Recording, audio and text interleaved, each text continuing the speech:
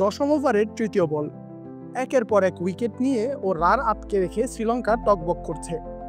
তখনই হাসারাঙ্গার গুগলি shirt turn নিয়ে আঘাত করলো জাকের আলীর অফ স্ট্যাম্পে। হ্যাঁ, কেবল আঘাতই করলো, লাইটও জ্বলে উঠল, কিন্তু বেল পড়ল না। ফলে বেঁচে গেলেন জাকের আলী অনেক। অবশ্য হাসারাঙ্গাকে বেশিক্ষণ অপেক্ষা করতে হয়নি, 2 বল পরেই লিটনের উইকেট তুলে নিয়েছেন তিনি। স্ট্যাম্পে বল লেগে বেল না পড়াটা নতুন কিছু না, আবার বল না লেগেও বেল পড়ে যাওয়ার ঘটনাও আছে।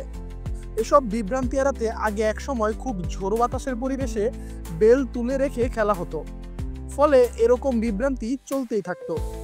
আজকাল এই বিভ্রান্তি এড়াতেই স্ট্যাম্প ও বেলসে এখন যোগ করা হয়েছে এলইডি লাইট। এলইডি লাইট যোগ করার উদ্দেশ্যই ছিল বিভ্রান্তি এড়ানো, যাতে বেল পড়ুক আর নাই পড়ুক বলের আঘাত বোঝা যায়। কিন্তু এ যাত্রায় সে প্রযুক্তি শ্রীলঙ্কার কোনো কাজে লাগলো না। বল পরিষ্কার স্ট্যাম্পে লাগলো, এলইডিও জ্বললো, কিন্তু বেল পড়লো না, তাই উইকেটেরও পতন হলো না।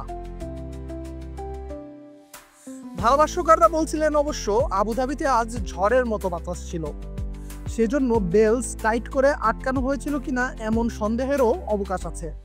সেই সন্দেহ থেকে লঙ্কান ক্রিকেটাররা বারবার বেল সরিয়ে পরীক্ষা করে দেখলেন, কিন্তু কাজের কাজ হলো না। তবে এই বেলস পড়া ছাড়াই লঙ্কানরা বাংলাদেশের ব্যাটসম্যানদের ফেলে দিতে পেরেছেন। আশিকুর রহমান শান্ত, বি স্পোর্টস।